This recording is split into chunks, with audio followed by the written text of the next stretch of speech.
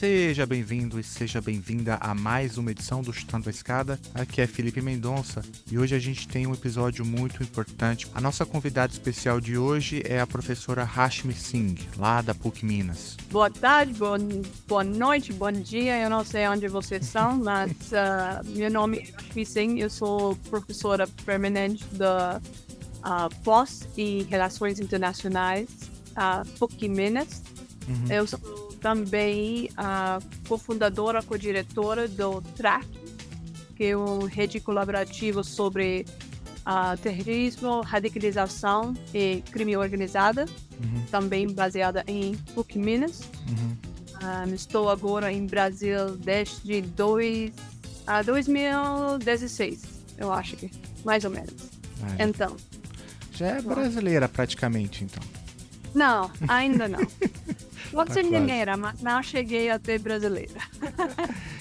Até porque Minas é maior que o Brasil, tá certo. E olha só, eu não gravei esse episódio sozinho com a Hashmi, não. Quem tava aqui comigo era a professora Débora Prado. Oi, gente, aqui é a Débora Prado. Bom, a professora Hashmi é uma referência em relações internacionais. Como ela falou, ela é cofundadora do TRAC, que é uma rede colaborativa sobre terrorismo, radicalização e crime organizado. E a nossa discussão de hoje, portanto, vai focar nas crescentes tensões entre Israel e o Hezbollah. Como todo mundo tá vendo, desde o início da guerra na faixa de Gaza, as provocações dos dois lados têm crescido muito, trazendo a possibilidade de Israel enfrentar uma guerra em duas frentes, né? Aí para isso a Hashmi explica pra gente um pouquinho a formação do Hezbollah, sua evolução, o impacto potencial de um conflito direto com Israel e assim por diante. Então fique até o final, vale muito a pena. Então vamos lá, vamos pro papo. Então com vocês, a professora Hashmi Singh, que fala sobre o Hezbollah.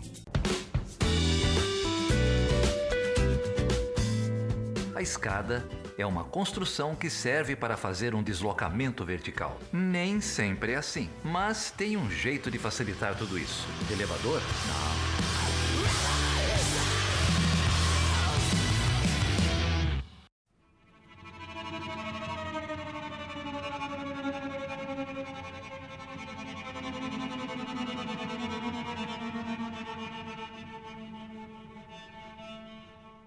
Olha só, a ideia aqui é a gente bater um papo sobre a tua pesquisa. Você pesquisa muitas coisas, tem uma agenda de pesquisa muito importante, mas você citou o TRAC agora, né, que eu acho que é um fio condutor importante do que você estuda, né, olhando terrorismo, radicalização e crime organizado. E também já te vi falando sobre a situação atual na faixa de Gaza, que é um tema inclusive recorrente aqui do Chutando a Escada. Aliás, a gente já gravou diversos episódios aqui sobre a faixa de Gaza e um ouvinte uma vez mandou um e-mail reclamando: pô, vocês só falam de Gaza. E a gente, não, mas é porque é importante o que está acontecendo ali, não só pelo genocídio, né, em curso, que é estarrecedor, mas também do ponto de vista, né, das relações internacionais como um todo, os atores, todo o sistema ONU, né, a balança regional de poder, o engajamento da China, da Índia, dos Estados Unidos, tudo isso eu acho que é um caso importante para a gente entender para que ventos sopram, né, as relações internacionais contemporâneas. Eu estou fazendo essa rápida introdução porque de lá para cá, principalmente ali a questão do Hezbollah ganha importância, né? Então a possibilidade de Israel ter que fazer uma guerra em duas frentes, e agora na imprensa está todo mundo agora falando do Hezbollah. Então eu queria te ouvir um pouco sobre o Hezbollah, né? Se você pudesse explicar para a gente o que é o grupo, a importância dele e o provável impacto que teria um conflito direto com o Hezbollah.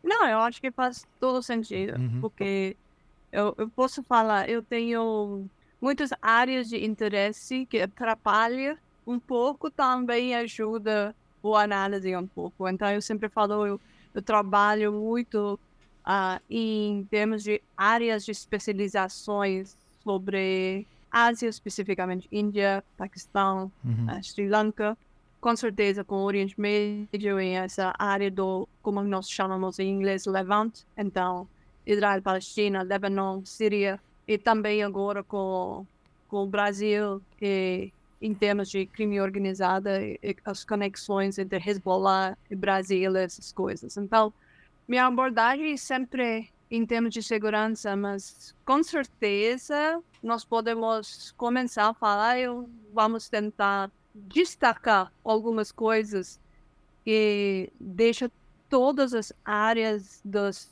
minhas especializações ligadas agora, este momento que nós estamos vivendo. Então, voltando para a sua pergunta própria, a situação da Gaza, nós já falamos sobre isso recentemente, é assustadora, mas que é uma grande preocupação agora essa guerra ou conflito entre Hezbollah e Israel, que vai virar que é um genocídio, porque não é um conflito entre dois exércitos maiores, mais poderosos do mundo, e um outro lado que não tem um exército, não tem militar, não tem capacidade.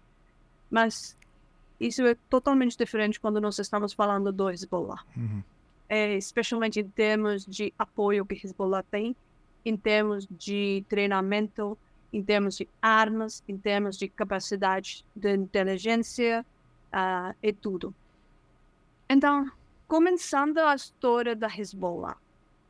Hezbollah surgiu em Líbano durante a década de 80. E nós temos um debate exatamente quando eles começaram como a Hezbollah, identificar como a Hezbollah. Mas a situação foi, literalmente, a guerra civil que aconteceu em Líbano, a ocupação do sul do Líbano do Israel, e na mesma época, a presença de militar francês dos Estados Unidos em Beirute, especificamente. Então, Hezbollah começou já como um grupo bem agressivo. Nós podemos até já categorizar a primeira fase do Hezbollah como um grupo terrorista, certamente. Eles têm o destaque que foi o primeiro grupo em Oriente Médio que usou a tática de bombas suicidas. Ataques suicidas. Eles teve um ataque enorme contra o consulado dos Estados Unidos, os batalhões dos franceses que ficaram lá. E foi um dos maiores espetáculos em termos de estudos de terrorismo que nós temos nessa época.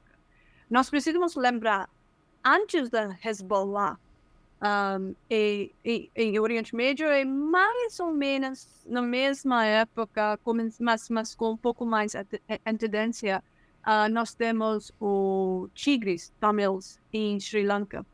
Esses dois grupos terroristas foram primeiro grupos modernos que usaram a tática de bombas suicidas ou bombas humanas. Antes disso, o último caso que nós temos foi em a Segunda Guerra Mundial com o kamikaze dos japoneses, que foram realmente atores do lado do Estado. Então, eles começaram assim, mas com o tempo, e também eu posso destacar uma coisa que desde o primeiro momento, Hezbollah tem uma identidade muito forte como um grupo xiita. Eles são muito ligados com o Irã, com a ideologia de revolução islâmica, repúblico islâmico. Eles, os primeiro líderes do Hezbollah, Fadlallah, que agora é também Nasrallah, eles têm essa conexão muito forte com as falas do ayatollahs e também a cultura do nós falamos em inglês the martyrdom culture, de essa coisa de sacrifício que está muito forte em a cultura, religião islã, especialmente do lado dos xiitas. Então, Hezbollah conseguiu usar tudo para desenvolver uma organização que, com o tempo, desenvolveu muitas alas. Então, nós temos, hoje do dia, uma ala que é totalmente político. Até eles participaram em a política do Líbano, eles participaram em eleições, eles têm representação em parlamento, tudo. Mas também eles têm essa parte bem ligada com a ala política, que é a ala militar, com essas partes também bem claro que é terrorista. E o grupo, em terrorismo, nós fazemos uma divisão, uma distinção entre grupos domésticos terroristas, grupos internacionais, como Hezbollah, e grupos transnacionais, como Al-Qaeda e o Estado Islâmico. Que é a diferença? O grupo como Hezbollah, que é internacional, eles vão operar em muitos lugares, muitas partes do mundo, muitas regiões do mundo, incluindo, por exemplo, em América Latina.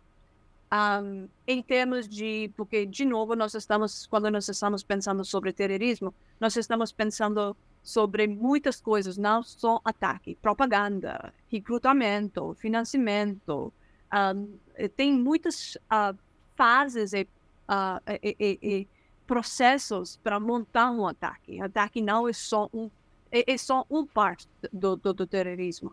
Então, nós podemos localizar Hezbollah fazendo atividades de financiamento, recrutamento, propaganda em muitos lugares, muitas regiões do mundo.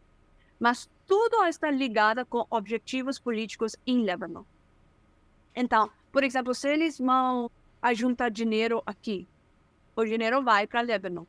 Uhum. Eles vão ter uma operação aqui contra, por exemplo, os judeus. E porque tem um problema que está ligado diretamente em Líbano. Então, por que eu estou falando isso? Porque isso é uma grande diferença entre Hezbollah e Hamas. Hamas não tem essa capacidade. Então, voltando para a sua pergunta, se Israel vai abrir uma fronteira com Hezbollah, primeira coisa, isso vai virar um conflito regional. A segunda coisa, por quê? Porque a Hezbollah tem muito ligação com Irã. Irã vai entrar, a Síria vai entrar. E se Irã não vai entrar diretamente, abertamente, com certeza as guardas revolucionárias vão entrar. Eles já estão lá. Uhum. A segunda coisa, Hezbollah tem muita experiência em, como nós chamamos, urban guerrilla warfare. Eles têm capacidade em termos de enfrentar o exército israelenês que Hamas ainda não tem. Hamas está bom. Eles estão ainda conseguindo sobreviver. Até nós temos muitos dados que o exército do Israel não está deixando claro quantos soldados eles já perderam, mas eles já têm um problema com o número de soldados. Esse cálculo reflete que Hamas tem capacidade também, mas Hezbollah tem essa capacidade mais de 100% do que Hamas.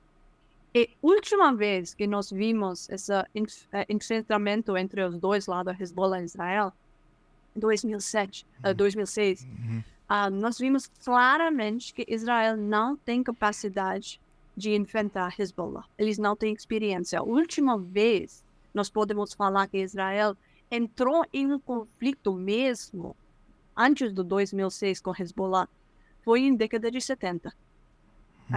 Em termos de guerra contra Estados Árabes.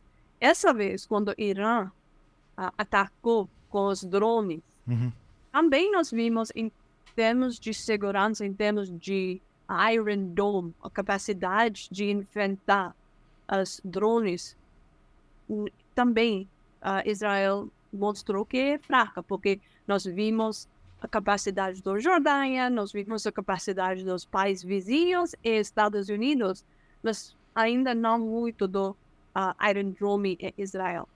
Então, em todos os fatores. Também, eu não sei que você está seguindo isso, mas último duas semanas, eu acho que Hezbollah está lançando vídeos. Sim. Eles conseguiram, por exemplo, entrar com o drone em norte do Israel sem deteção. Até eles conseguiram tirar fotos e vídeos do Haifa, que é bem norte.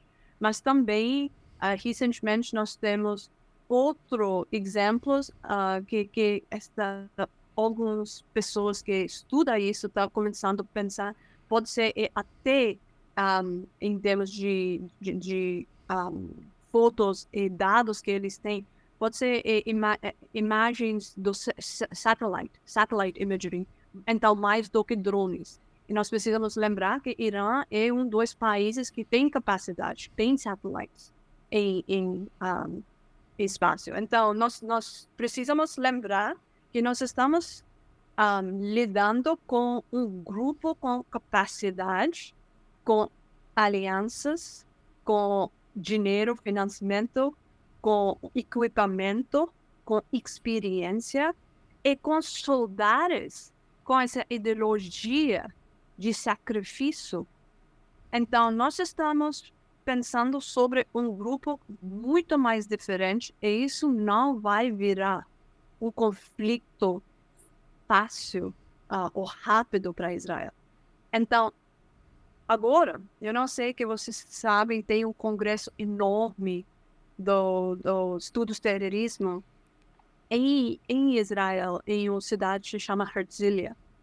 ICCT é o grupo que está bem, em termos de pensamento, eles são bem direitos. Eu estava escutando a discussão lá ontem. E a grande parte das pessoas está pensando que qualquer ação contra o Líbano e Hezbollah vai ficar um desastre. Ele está contra Netanyahu, o governo, essa narrativa de guerra contra Hezbollah. E isso é o lado direito das pessoas. A maior parte das pessoas que participaram são de polícia, de militar, inteligência, acadêmicos também. Mas o pensamento geral em este grupo direito é que é uma má ideia e não vai virar ou não vai dar nada bom para Israel. Israel vai perder ainda mais a posição mundial. Alianças na região, especialmente com países árabes importantes como a Jordânia, Egito, Arábia Saudita, mas também em termos de a segurança geral. Eles vão mostrar claramente que eles são fracos. Então, eu acho que isso dá um pouco visão em termos de que exatamente é o desafio aqui. Rashmi, tudo bem? É um prazer revê-la, né? Você deu uma excelente palestra aqui no nosso programa recentemente, né, sobre a situação, o genocídio em Israel. Agora, de fato, como vocês estão apontando, ao longo da semana, a preocupação é essa, né? A questão do Líbano, a questão do Hezbollah, uma ameaça com relação ao ataque no Chipre. E aí eu queria te fazer uma pergunta, como você colocou que o Hezbollah é um grupo, né, dentro que tem uma atuação política no Líbano, qual é o objetivo do Hezbollah no Líbano? E enfim, pensando para além disso, né, qual que é o objetivo do Hezbollah agora com relação à guerra? Então, eu acho que nós precisamos lembrar que dentro do Líbano nós temos uma divisão muito forte entre comunidades. Então, nós temos um grupo cristão que é muito, muito forte, é muito mais ligados com o país do Ocidente, e em vários casos, em vários momentos, também com Israel. E também nós temos uma parte que é Sunni e outra parte que é Shia. Hezbollah é o grupo que representa a comunidade Shia. dentro dessa situação. Agora, em termos, eu preciso falar também, nós podemos colocar a identidade do Hezbollah como Shia, mas pelo menos eu posso até falar, até a guerra civil em Síria, a reputação da Hezbollah ficou muito forte na região. Tanto com os grupos ou comunidade Shia do que Sunni. E isso é por causa do comportamento, vamos dizer, da Hezbollah. Hezbollah é por exemplo, dos grupos onde o filho do líder até entrou e fez um ataque suicídio. Ele virou o bomba humana. Que é raro, você não vê isso, esse nível de fé, vamos dizer, em termos de objetivos políticos e religiosos. Então, Hezbollah sempre teve essa reputação de um grupo muito puro, muito certo,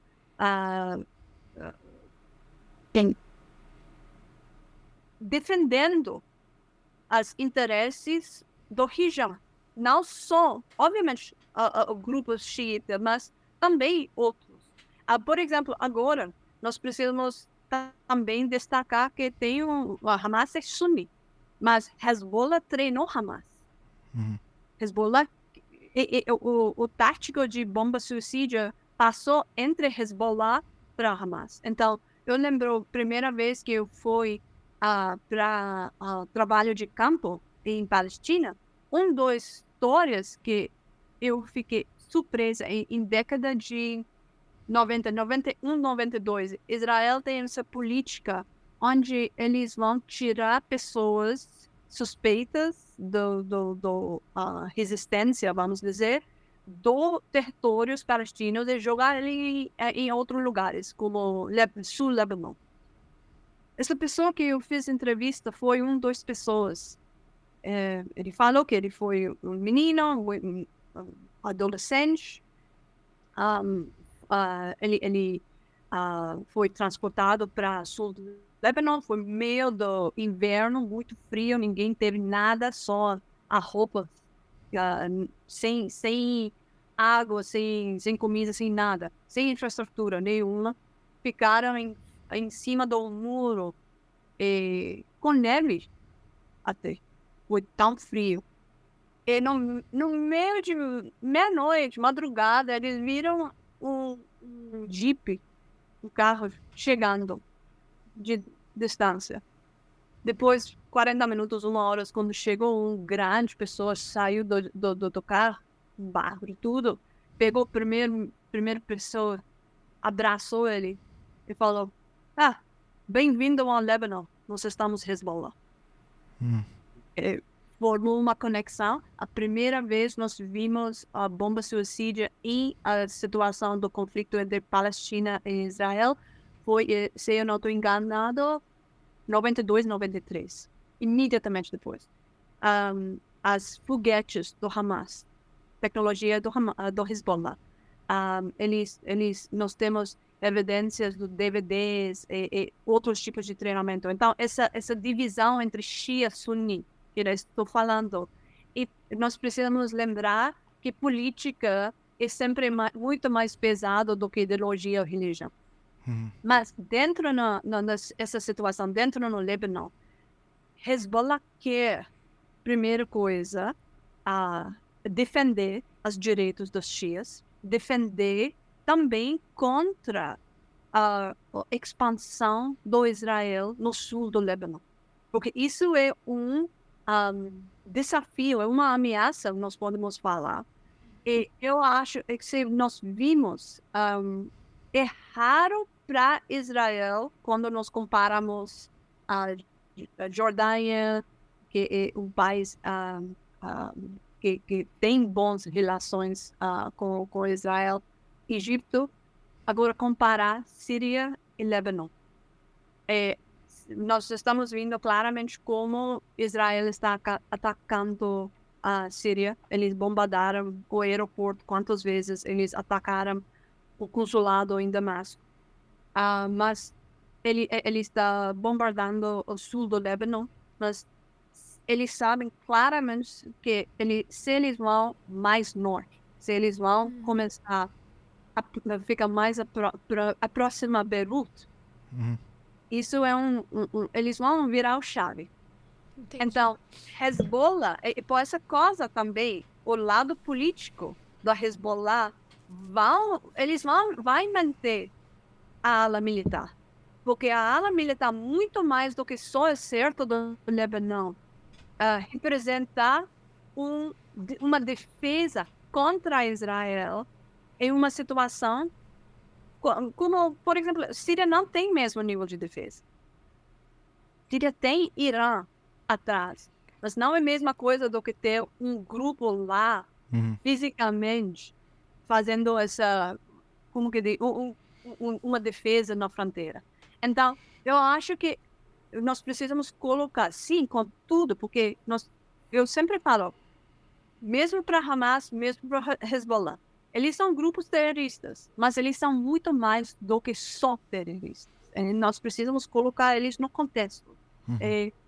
E aqui, em termos de ambições também, nós temos uma parte bem extrema dentro da Hezbollah que não aceita a existência do Israel, simplesmente. E lado, isso é também, eu posso destacar muito mais do que uma ligação com o judaísmo. É muito mais porque eles identificam Israel como um país colonial, imperial, dentro da região, e uma imposição, vamos dizer, do Ocidente. E como um ator pro Ocidente na região. Então, nós temos essa visão também bem extrema, bem conservadora em partes da Hezbollah. Então, com certeza, em termos de objetivo, eles não têm o mesmo nível de interesse em termos de expansão de território. Nós não podemos falar a mesma coisa para Israel. Nós temos, por exemplo, grupos em Israel, partidos em Israel, que têm essa visão do grande Israel, que vai até pegar território de Líbano, da Síria, partes do Iraque, até a Jordânia também. Então, nós temos essa visão. Gaza, obviamente, por parte de Sinai, que é Egito. Então, nós temos um grupo bem forte, bem extrema. Até nós estamos vendo no uniforme de alguns soldados agora do Israel, essa representação do grande Israel, ou Israel expandida em esses territórios. Mas Hezbollah não tem mesmo nível de interesse em o território. Mas com certeza, eu vi eles como um tipo de defesa. Deixa eu aproveitar esse gancho, porque foi muito interessante a maneira como você colocou, né, o Hezbollah, dá para entender as motivações, a maneira como eles entendem, né, o Israel, agora essa fala final, né, de que eles não têm uma ambição de expansão de território, mas talvez a grande ambição seja impedir que Israel, sim, amplie seu território. Eu não sabia dessa passagem rápida da tua fala aí, que o exército de Israel usa no uniforme, né, um mapa expandido de Israel, é isso? Não, é todos. Tem alguns batalhões. É um detalhe importante, porque os símbolos importam, né? Mas enfim, eu queria te perguntar duas coisas. A primeira é, eu já entendi que assim, o Hezbollah é muito diferente do Hamas, né? Tanto por questões religiosas, como você mencionou, o que não impede uma relação entre uma cooperação técnica, né, colocado entre muitas aspas, entre os dois grupos, mas o Hezbollah, você também mencionou que ele é muito maior, você usou até a expressão 100% maior, né? tanto em termos de capacidade operacional, né, o que já foi demonstrado inúmeras vezes com essas imagens, né, que os drones do Hezbollah fizeram no território de Israel, né, o que espantou assim parte até a diplomacia americana, que hoje tem uma grande preocupação, acho que o Iron Dome não vai dar conta, né, de um conflito aberto com o Hezbollah. Mas então e também você mencionou a retaguarda do Irã, que um conflito com o Hezbollah significa um conflito direto com o Irã. Agora, do ponto de vista da capacidade militar, assim, de quantos combatentes a gente está falando? Eu entendi também na tua fala que eles têm capacidade de centenas de mísseis, né, de precisão, com capacidade inclusive para furar o domo. Mas, enfim, essa é a primeira pergunta. A segunda pergunta, aí eu acho que eu estou pegando carona um pouco da Débora. Quando ela fez a pergunta dela, ela falou da motivação do Hezbollah. Agora, eu queria entender um pouquinho qual é a sua visão sobre a racionalidade de Israel, de Netanyahu especificamente, né? Porque todos os elementos que você colocou, e até, se entende bem, aqui, os grupos, né, os acadêmicos de Israel, ligados à direita de Israel, eles mesmos estão dizendo que um conflito aberto com o Hezbollah seria muito ruim. O custo é muito maior que o benefício. Então, qual é a racionalidade em torno desse flerte constante que Netanyahu faz na região, provocando o Hezbollah e tudo isso? Porque o que ele quer? A única coisa que eu consigo pensar é resolver um problema político doméstico, já que ele não tem lá tanto apoio mais domesticamente por conta do conflito em Gaza. Mas isso explica? Tá bom. Vamos falar de capacidade da Hezbollah, mas eu quero falar também a capacidade em termos de ataques. Uhum. Nós estamos falando em capacidade que até chega aqui.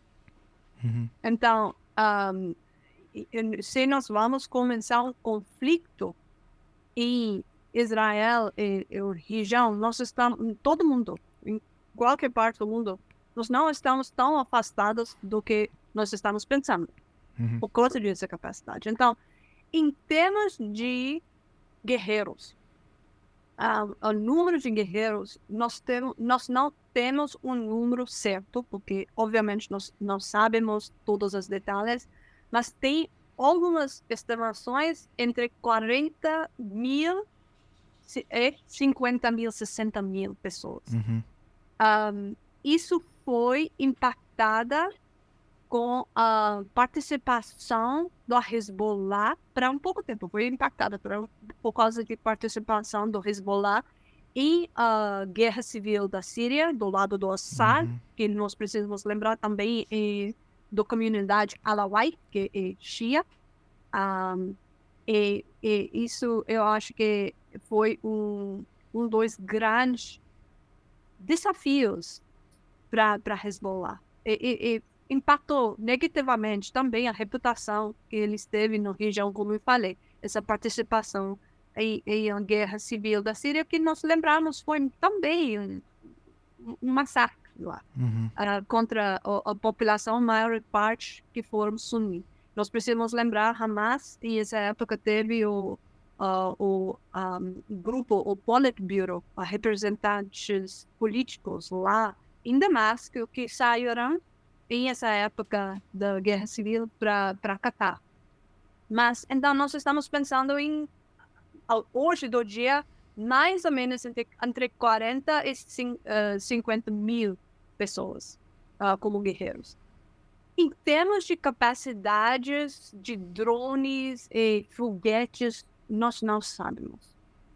Nós vimos claramente que eles têm capacidade, nós sabemos que eles têm essa ligação, treinamento com a Guarda Revolucionária do Irã, em termos de também sabimento como construir foguetes. Eles têm foguetes que até chegaram para sul do Israel.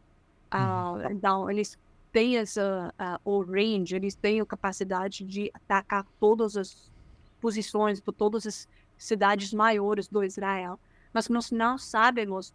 Algumas pessoas colocaram 150 mil foguetes e drones, mas isso é especulação, nós não sabemos. Então, Eu acho que em termos de capacidade, com certeza. Mas eu preciso destacar de novo que eles têm também um rede mundial. Sim. Então, eles não vão ter um problema, por exemplo, a juntar dinheiro e acessar a tecnologia para até foguetes. Nós tivemos indicações das conversas entre, por exemplo, Hezbollah e Coreia do Norte. Então, nós estamos falando sobre um grupo com muito mais capacidade e potencial. Mas, no mesmo tempo, eu acho que quando nós estamos falando de capacidade do Hezbollah em região, nós perdemos um pouco de visão da capacidade fora da região. Então, eu não sei que vocês conhecem o caso de Operação Trapiche, que está acontecendo aqui em Brasil agora. Não. O que se trata isso? O que é isso? Então, a Polícia Federal começou uma investigação contra um grupo de pessoas em vários estados do Brasil. Eles começaram com uma pessoa aqui em Belo Horizonte que estava ligada com o Tríplice Fronteira, com o Brasil, Paraguai e Argentina, onde nós sabemos tem a presença do Hezbollah. Essa pessoa teve uma loja em Mercado Central ligada com vaping, cigarros eletrônicos que nós sabemos são ilegais em Brasil. Então, a Polícia Federal já estava investigando essa pessoa para essa conexão com cigarros eletrônicos. Eles começaram a ver a conexão entre ele e algumas outras pessoas e Hezbollah. E começou a entender que teve uma operação que ele estava tentando construir para montar um ataque contra um site, um lugar judeu aqui em Brasil. Não, agora, essa operação, esse ataque já foi no processo de planejamento antes da Gaza. Mas nós precisamos lembrar que, em termos de informação que nós temos, alguns brasileiros que foram selecionados receberam instruções via WhatsApp, no telefone do Paraguai. Alguns foram para Líbano para treinamento. Então, a capacidade da Hezbollah, porque eu sempre escuto que o Brasil não tem terrorismo. Sim, nós não temos terrorismo quando nós estamos falando dos ataques. Até agora, porque nós temos uma resposta muito forte, que muitas pessoas não sabem, da Polícia Federal, do agências aqui. Mas, com certeza, em termos de financiamento, em termos de recrutamento, em termos de um espaço onde eles podem organizar ataques para grupos de interesse, vamos dizer, incluindo grupos sionistas, porque nós temos um grupo muito forte aqui, uma comunidade sionista muito forte aqui. Isso é um grande desafio, não só para a região do Oriente Médio, Levante, Líbano e Israel, mas nós vamos ver as repercussões dos conflitos em outras partes do mundo, incluindo aqui no Brasil. Então, quando nós estamos falando sobre a capacidade da Hezbollah, e não são só guerreiros, ou foguetes, ou drones lá. Em termos de financiamentos, eles são dos grupos mais envolvidos em crime organizado. Eles têm conexões com o PCC, eles têm conexões com o FARC, eles têm conexões com o Comando Vermelho. Em termos de financiamento, eles podem transferir até 10 milhões de dólares, libras, por ano para Líbano. Isso é só dessa parte que nós estamos falando. Então, quando nós estamos falando sobre Hezbollah, vamos dizer, é um monstro bem diferente do que Hamas. Então, baseado em este lógico, o que está Netanyahu fazendo? Isso. Isso é uma boa pergunta. Eu queria muito entender. Me ajuda, por favor. Até agora, muitas pessoas falaram que Netanyahu teve vidas como um gato, 9 vidas. Eu não sei que você falaram isso em português. Em inglês, a cat has 9 lives. Então, no Brasil é 7, né? No Brasil, então, o gato aumentou. brasileiro tem mais 7 vidas. vidas. No Brasil são 7 vidas, mas tudo bem, ele tem 9. Ah, meu Deus. Acho que foi um golpe. Alguém saiu com mais 2. Então, mas, olha, uma coisa que eles sempre falaram, ele foi um político por muito tempo, ele sobreviveu a muitos escândalos, muitas ameaças, e agora ele está em uma posição, literalmente, onde eu posso falar, ele pegou o tigre do rabo e não sabe como deixar, porque tem uma boca cheia de dentes do outro lado, porque ele tem essa aliança com a extrema-direita em Israel. Eu vou só falar uma coisa, porque eu estou começando a falar isso, porque quando nós estamos falando do Israel, nós sempre tentamos usar Netanyahu, o governo de Netanyahu e a extrema-direita como para racionalizar o que está acontecendo. Mas eu só vou colocar aqui que nós estamos também falando sobre uma sociedade bem radicalizada. Uhum. Eu não vou entrar para isso agora, mas nós vamos não deixar isso atrás, só discutindo Netanyahu e a extrema-direita. Mas, voltando para Netanyahu, ele fez esse relacionamento, essas alianças com a extrema-direita, grupos bem conservadores, com um objetivo que é território puro. Eles não são interessados em a resolução. Eles não têm interesse em a solução de 2 estados. Eles querem o território. Como mesmo em Cisjordânia do que em Gaza. Agora nós estamos totalmente focados em Gaza por causa de genocídio, mas nós precisamos também ver o que está acontecendo agora em Cisjordânia. É um horror.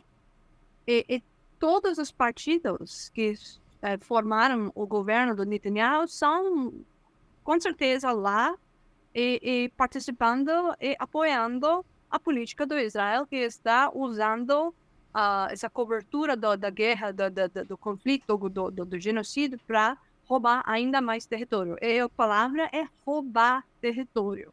Eu não sei que você viu recentemente, agora foi ontem, possivelmente ontem, foi um sinagoga em Estados Unidos que teve um grupo que combinou lá para comprar territórios palestinos.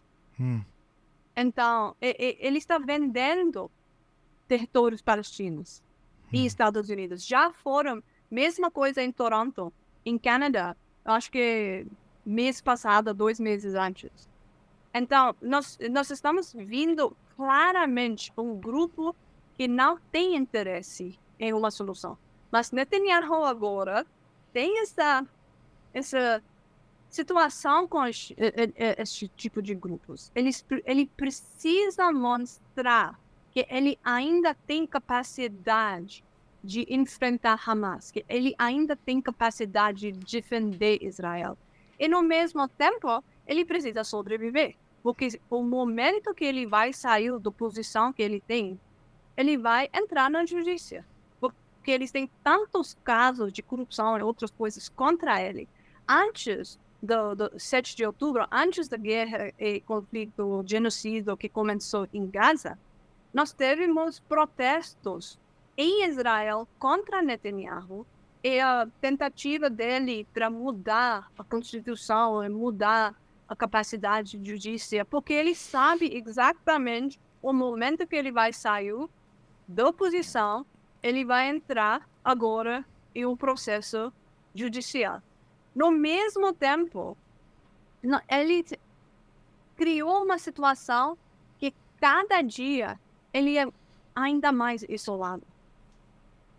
Ainda mais isolado.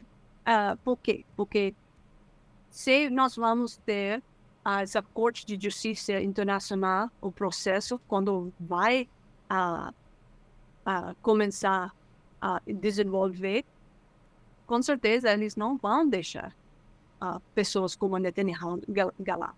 Então, ele está em uma situação onde as decisões deles ele não está tomando essas decisões para a segurança do Israel.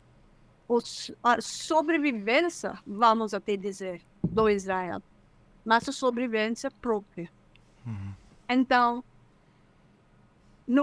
quando eu estou vendo as atores na região, em termos de racionalidade, o governo do Israel está parecendo mais irracional do que outros. Eu nunca imaginei que eu vou falar que o governo do Israel tem menos racionalidade do que Hezbollah. Mas hoje do dia, sim, eu posso falar isso.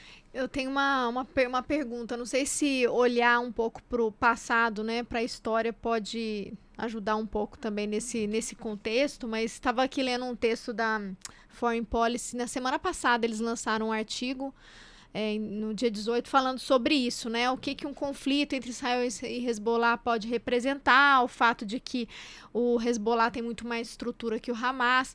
E aí, a minha pergunta é a seguinte: o conflito que já tivemos no passado, que você mencionou em 2006, né? Entre Hezbollah e Israel, ele durou 34 dias. E mesmo nesse processo, né, o Hezbollah demonstrou muita força, né, ao longo desse conflito. A comunidade internacional criticou muito Israel também, porque foram vários ataques em regiões civis, escolas, postos de saúde. Então o número, né, de mortos também de civis foi muito alto. Mas a minha pergunta seria essa, assim, entender um pouco o processo que aconteceu do cessar-fogo lá é semelhante do que poderia o que a gente enfrentaria agora, ou as condições assim mudaram assim drasticamente? Eu acho que é uma pergunta bem difícil, porque a fronteira, nós já temos essa fronteira, é muito complicada, porque nós temos Líbano, nós temos a Síria, você tem o Golan Heights, que já é ocupado, você tem a presença do ONU e outras forças lá também, que também, dependendo na época, a posição e a participação varia muito, mas também que nós não estamos falando que está acontecendo internamente agora em Israel, porque nós temos um grande movimento da população. Então nós temos, eu não sei quantos mil pessoas que moraram em norte do Israel, que saiu do lugar, e mesma coisa na fronteira da Gaza, os kibbutz que eles saíram do lugar. Então, nós temos um grande problema com, eu não sei como falar em português, internally displaced people em Israel também agora. Então, e também eu posso destacar que nós temos todas as evidências que Israel está usando fósforo branco em todos os bombardamentos, que é contra a lei humanitária internacional. Então, em termos de como eles vão resolver ou chegar a cessar-fogo, eu acho que agora, para cessar-fogo, que Hezbollah deixou muito claro, eles precisaram parar o genocídio em Gaza. E nós estamos vendo, mesmo como os Houthis em Iêmen, em termos de grupos em Iraque, e Hezbollah, então, em termos de Axis of Resistance, ou grupos de resistência, todo mundo tem a mesma posição. Nós vamos só atacar e continuar a atacar Israel até eles vão continuar o genocídio em Gaza. Então, eu acho que isso é a primeira coisa. Eles são bem claros em termos do objetivo. Que é muito interessante em todos os casos.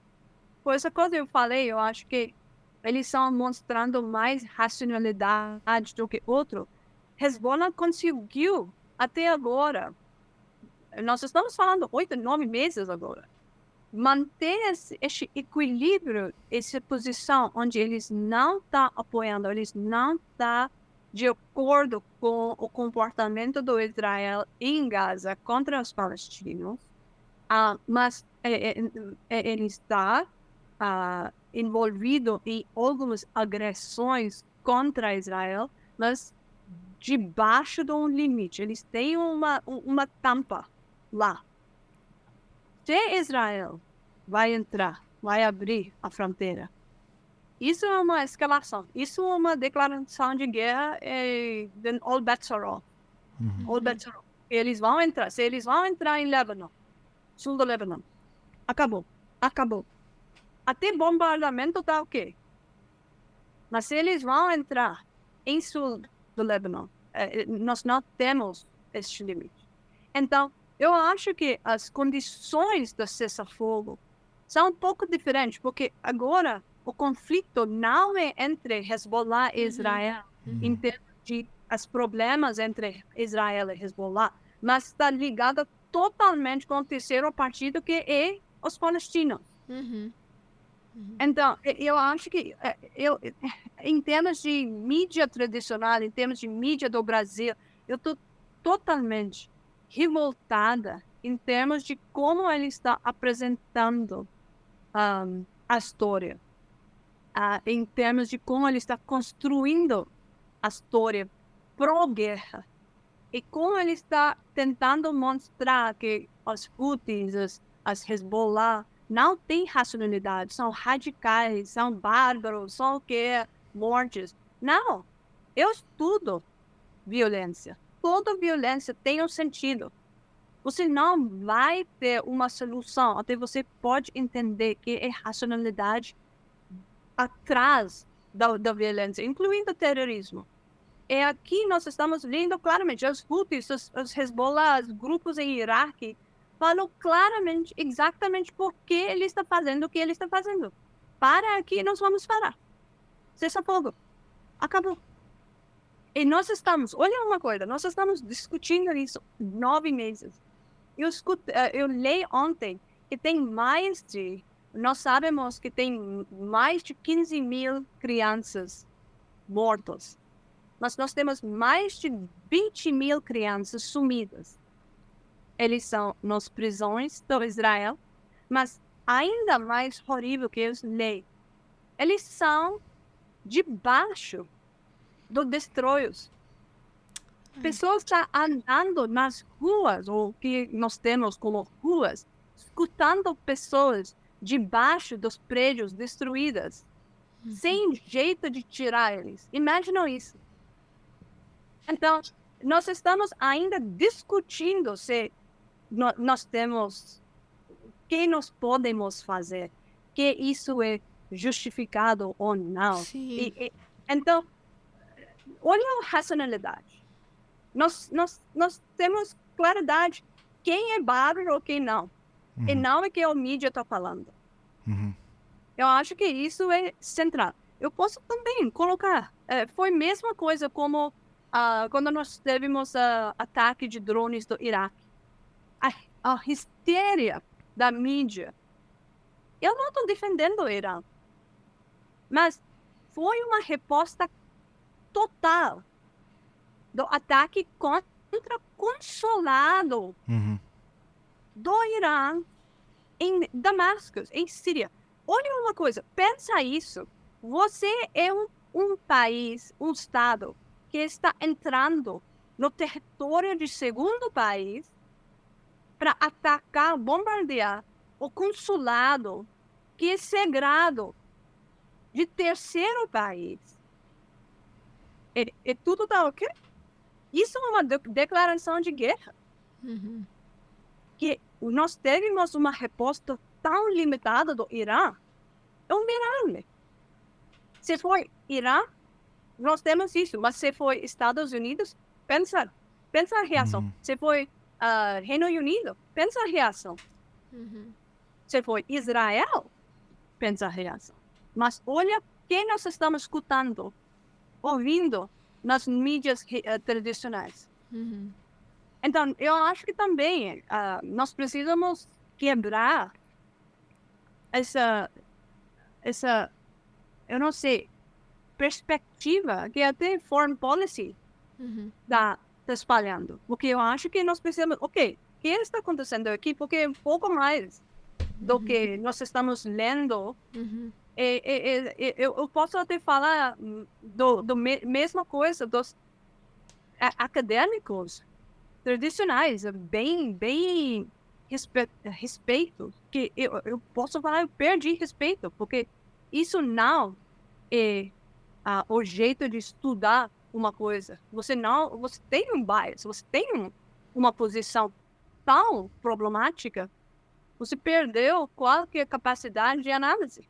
Eu acho que tá bom, mas eu acho que, para mim, a última coisa que eu quero falar, que como uma analista de relações internacionais, último 8, 9 meses, eles foram muito assustadores em termos de regime de ordem internacional, mas em termos de normas internacionais, em termos de capacidade das instituições que foi criada, especialmente depois da Segunda Guerra. Mas também, no mesmo tempo, me deu um tipo de esperança que pode ser, finalmente, nós podemos mudar o jeito do mundo, porque em todos os casos que foi criada, que nós estudamos em relações internacionais, foi da perspectiva do interesse do Ocidente. Eu acho que eu li isso, que assunto não é da Gaza, da Palestina, é de nós todos, que não são do Ocidente, que não são parte deste grupo que está agora com essa ameaça fechando as portas ainda mais. Sempre ficou fechado para nós, no Ocidente, no Sul global. Mas agora nós estamos vendo claramente que são padrões e different standards de comportamento, de capacidades, de possibilidades em termos de como e que nós podemos fazer no sistema internacional. Eu acho que, então, quando eu vi o caso da Palestina, eu estou vendo claramente meu próprio desenvolvimento intelectual, mas também muitas pessoas estão falando que nós precisamos salvar a Palestina. Eu acho que a Palestina está nos salvando. Eu tenho essa esperança que nós vamos ter palestinos até o final do que está acontecendo. Mas, com certeza, Palestina nós estamos salvando em termos de tudo, em termos de ordem mundial, que está mudando com rapidez que eu nunca teve uma expectativa. Muito boa fala. Muito bem. Muito obrigada, só quero agradecer, aprendi muito. Também achei incrível como você transformou perguntas básicas que eu fiz em respostas sensacionais. Então eu quero mais uma vez agradecer a oportunidade de estar aqui gravando com você. Que a gente aprenda mais e mais e que tenhamos outros episódios, né, Felipe? Não, você vai ter que voltar muitas vezes. Já anota na agenda, a gente vai ter que... Muito obrigado por ter ficado até aqui, até o final. Foi uma baita aula, né? Olhando para o Hezbollah, a gente aprendeu aqui muito sobre a ordem internacional contemporânea. Olha, e se você gosta de debates como esse, se você gosta de ouvir professores e professoras como a Hashmi, se você gosta do Chutando a Escada, eu tô aqui para te pedir ajuda. Tem várias formas de ajudar. Você pode compartilhar esse episódio, pode favoritar lá no teu agregador favorito, colocar 5 estrelas. Ou você também pode ajudar financeiramente a partir de R$5. Um cafezinho, você ajuda muito a gente a manter isso aqui funcionando. Ah, mas é tão pouquinho dinheiro, será que ajuda mesmo? Ajuda bastante. Bom, então é isso. A gente se vê semana que vem, então? Eu espero que sim. Então é isso. Até semana que vem, pessoal. Fiquem bem.